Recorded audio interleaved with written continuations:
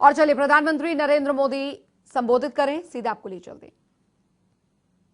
करीब करीब अब खुल चुके हैं, लेकिन इसके बावजूद हमारी इतनी जनसंख्या होने के बावजूद भारत में कोरोना संक्रमण उस जैसा विनाशकारी प्रभाव नहीं दिखा पाया जो दुनिया के और देशों में कोरोना ने आफत पैदा की है। दुनिया के बड़े बड़े एक्सपर्ट्स, हेल्थ के जानकार, लॉकडाउन और भारत के लोगों द्वारा दिखाए गए अनुशासन की आज भारी चर्चा हो रही है। आज भारत में रिकवरी रेट 50% से ऊपर चला गया है। आज भारत दुनिया के उन देशों में अग्रणी है जहां कोरोना संक्रमित मरीजों का जीवन बच रहा है। कोरोना से किसी की भी मृत्यु दुखद है। हमारे लिए किसी एक भारतीय की भी मृत्यु असहज करने देने वाली है। लेकिन ये भी सच है कि आज भारत दुनिया के उन देशों में है जहां कोरोना की वजह से सबसे कम मृत्यु हो रही है। अब अनेक राज्यों के अनुभव आज आत्मविश्वास जगाते हैं कि भारत कोरोना के इस संकट में अपने नुकसान को सीमित करते हुए आगे बढ़ सकता है, अपनी अर्थव्यवस्था को तेजी से संभाल सकता है। साथियों, बीते 2 हफ्ते के अनलॉक 1 ने हमें एक बड़ा सबक ये भी दिया है कि अगर हम नियमों का पालन करते रहें, सारे दिशा निर्देशों को मानते रहे, तो कोरोना संकट से भारत को कम से कम नुकसान होगा। इसलिए मास्क या फेस कवर, उस पर बहुत ज्यादा जोर देना अनिवार्य है, आवश्यक है। बिना मास्क या फेस कवर के घर से बाहर निकलने की अभी कल्पना करना भी सही नहीं है। ये जितना खुद उस व्यक्ति के लिए खतरनाक है, उतना ही उसके आसपास के लोगों के लिए भी। इसलिए 2 गज की दूरी का हमारा मंत्र हो, दिन में कई बार 20-20 सेकंड के लिए साबुन से हाथ धोने की बात हो, सैनिटाइजर का इस्तेमाल हो, ये सभी बहुत गंभीरता से किए जाने चाहिए। खुद की सुरक्षा के लिए, परिवार की सुरक्षा के लिए, विशेषकर घर के बच्चों और बुजुर्गों की सुरक्षा के लिए ये बहुत जरूरी है। अब तक लगभग सारे ऑफिसेस खुल चुके हैं। प्राइवेट सेक्टर में भी लोग ऑफिस जाने लगे हैं। बाजारों में, सड़कों पर भीड़ बढ़ने लगी है। तो ये सारे उपाय ही कोरोना को तेजी से फैलने से रोकने में मददगार होंगे। थोड़ी सी भी लापरवाही, थोड़ी सी भी ढिलाई, अनुशासन में कमी कोरोना के खिलाफ हम सभी की लड़ाई को कमजोर करेगा। और इतने दिनों की जो तपस्या है, उस पर पानी फिर जाएगा। हमें इस बात का हमेशा ध्यान रखना है कि हम कोरोना को जितना रोक पाएंगे, उसका बढ़ना जितना रोक पाएंगे, उतना ही हमारी अर्थव्यवस्था खुलेगी, हमारे दफ्तर खुलेंगे, मार्केट खुलेंगे, ट्रांसपोर्ट के साधन खुलेंगे और उतने ही रोजगार के नए अवसर भी बनेंगे।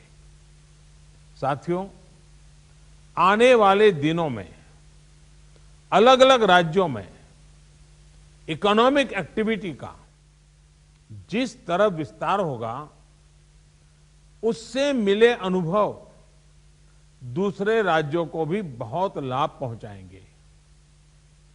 बीते कुछ हफ्तों के प्रयासों से हमारी अर्थव्यवस्था में ग्रीन शूट्स दिखने लगे हैं। पावर कंजम्पशन जो पहले घटता जा रहा था, वो अब बढ़ना शुरू हुआ है। इस साल मई में फर्टिलाइजर की सेल बीते साल मई की अपेक्षा 2 गुनी हुई है। इस बार खरीफ की बुआई बीते साल की अपेक्षा करीब 12-13% ज्यादा हुई है। टू व्हीलर्स का प्रोडक्शन लॉकडाउन से पहले के स्तर का करीब करीब 70% तक पहुंच चुका है। रिटेल में डिजिटल पेमेंट भी लॉकडाउन से पहले की स्थिति में पहुंच चुका है। इतना ही नहीं, मई में टोल कलेक्शन में बढ़ोतरी होना इकोनॉमिक एक्टिविटी में वृद्धि को दिखाता है। लगातार 3 महीने तक एक्सपोर्ट में कमी के बाद जून में एक्सपोर्ट फिर से बाउंस बैक करके पिछले साल के प्री कोविड पीरियड में पहुंच गया है। ये तमाम संकेत है जो हमें प्रोत्साहित कर रहे हैं, आगे बढ़ने के लिए प्रेरित कर रहे हैं। साथियों, आप में से अधिकतर राज्यों में एग्रीकल्चर, हॉर्टिकल्चर, फिशरीज और एमएसएमईज का हिस्सा बहुत बड़ा है। आत्मनिर्भर भारत अभियान के तहत बीते कुछ दिनों से इन तमाम सेक्टर्स के लिए अनेक प्रावधान किए गए हैं। एमएसएमईज को सपोर्ट करने के लिए अनेक फैसले हाल में लिए गए हैं। समयबद्ध तरीके से एमएसएमईज को बैंक से क्रेडिट दिलाने का प्रयास हो रहा है। 100 करोड़ रुपए तक के टर्नओवर वाले उद्योगों को 20% अतिरिक्त क्रेडिट के ऑटोमेटिक इंक्रीज का लाभ दिया गया है। अगर हम बैंकर्स कमिटीज के माध्यम से ये सुनिश्चित करेंगे कि उद्योगों को तेजी से क्रेडिट मिले, तो वो जल्द से जल्द काम शुरू कर पाएंगे, लोगों को रोजगार दे पाएंगे। साथियों, हमारे यहां जो स्मॉलर फैक्ट्रीज हैं, उन्हें गाइडेंस की, हैंड होल्डिंग की बड़ी जरूरत है। मुझे पता है आपके नेतृत्व में इस दिशा में काफी काम हो रहा है। ट्रेड और इंडस्ट्री अपनी पुरानी रफ्तार पकड़ सके, इसके लिए वैल्यू चेन्स पर भी हमें मिलकर काम करना होगा।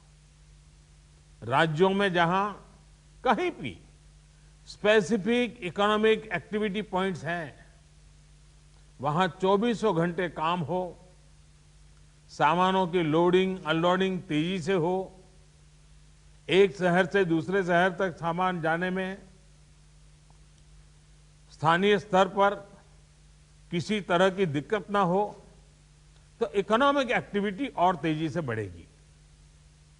साथियों, किसान के उत्पाद की मार्केटिंग के क्षेत्र में हाल में जो रिफॉर्म्स किए गए हैं, उससे भी किसानों को बहुत लाभ होगा।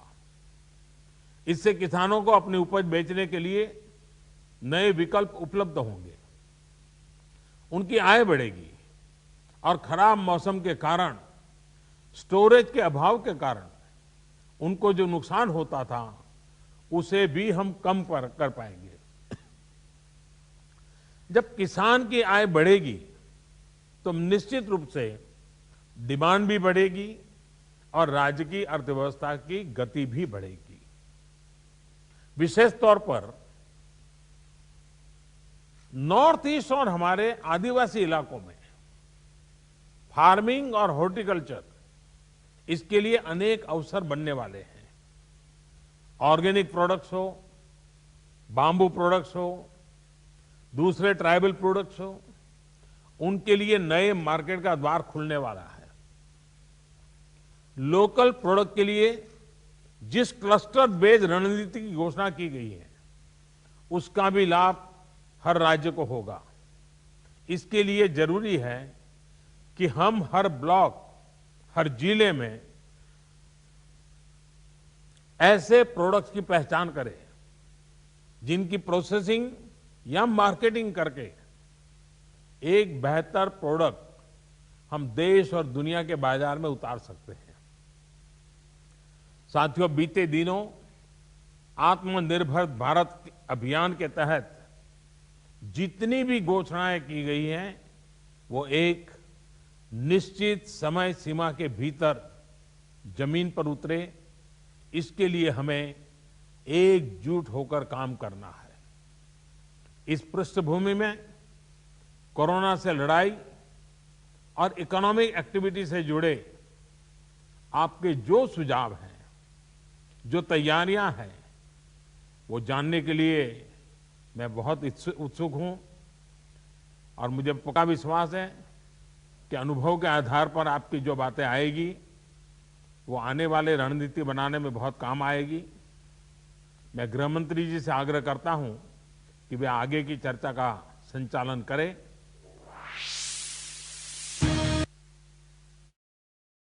नरेंद्र मोदी को आप सुन रहे थे। लॉकडाउन के दौरान किस तरीके से भारतीय अर्थव्यवस्था में पहले के मुकाबले अब क्या सुधार हुए हैं और किस तरीके से हर सेक्टर में यहां पर सुधार हो रहा है, इसको लेकर प्रधानमंत्री नरेंद्र मोदी ने देशवासियों को संबोधित किया है।